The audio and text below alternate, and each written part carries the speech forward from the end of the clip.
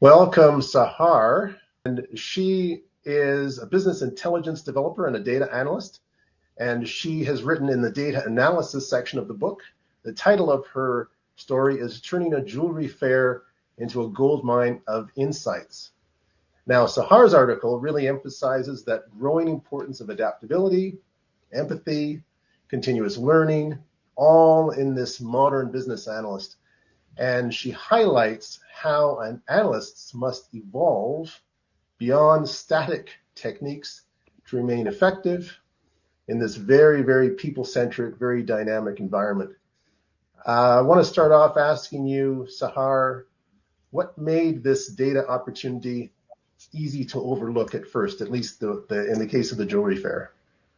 Yeah, thanks for the opportunity. I'm really glad to be part of the authors of the book. Well, to be frank, so the data opportunity was easy to overlook because the trade fairs are traditionally seen as purely physical and relationship focused space. So we tend to think of them as showcases for products, branding, and face-to-face interaction with no obvious data sources. So there were no structured data set or platform like CRM system or databases providing real-time data. But what made the data opportunity easy to miss was its fragmented nature. So it was really scattered across various sources, including exhibitors' websites, social media profiles, product catalogs, the footprint of the company, and this unstructured data was hiding in a plain sight.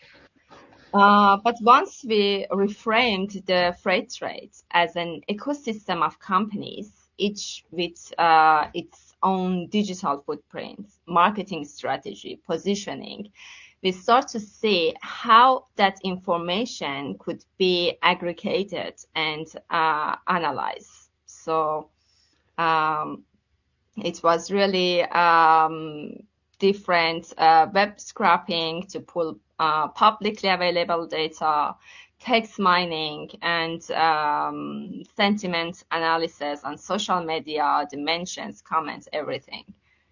So we shift this unstructured data analysis, connecting the dots between disparate source, and the opportunity became visible only once we applied a more holistic view, treating the event as a data ecosystem rather than just a physical exhibition. Yeah, so you did a lot of data collection. You analyzed that data to kind of figure out where everybody stands in terms of their competition. You presented that to them, I guess, right? Were any of the folks that you approached defensive at all, or were they all welcoming of your approach? Well, so I would say there were two major approaches. So one was more open, and they were like, "Oh, wow, we really didn't know where we are standing, how is our positioning look like completely." But the other one was more like, where did you find this data? Are you collaborating with our marketing team, or did you get the data from third parties? So a little bit like, shocked, I would say.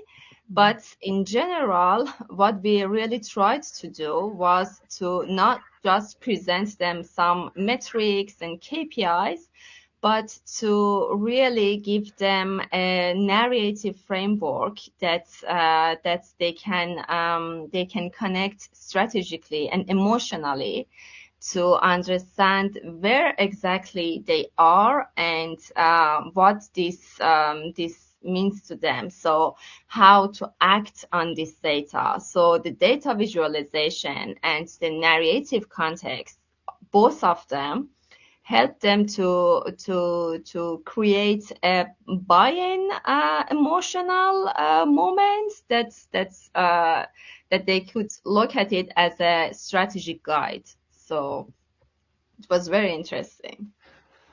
Wow. Yeah. So, and it was all public information. That the follow-up question I would have is, why is it that you think that companies are so bad at doing this themselves?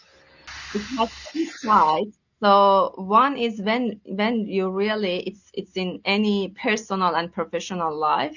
Yeah. That's when you are very into something, you cannot see the whole picture. So you are Right. diving in too many details, and you are busy with all those details that you cannot just take one step back and see what is this big picture look like and where am I going.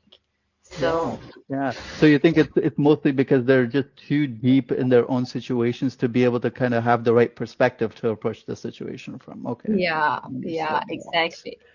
Excellent. Excellent. And I was going to say, I think that's where storytelling comes in when you want to try and sell something to your stakeholders.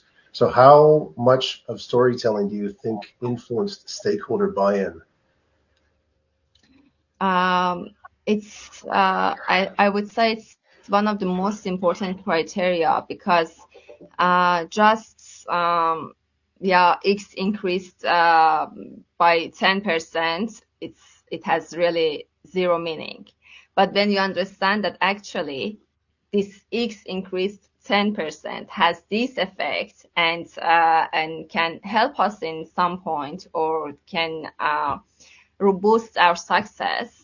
So it gives us the feeling that how it's really connected, where we are in our way to reach our goals and objectives in the company. So it gives us also the meaning of the work that we are doing. And also the stakeholders can understand that, okay, so how everything is connected and how we can go further.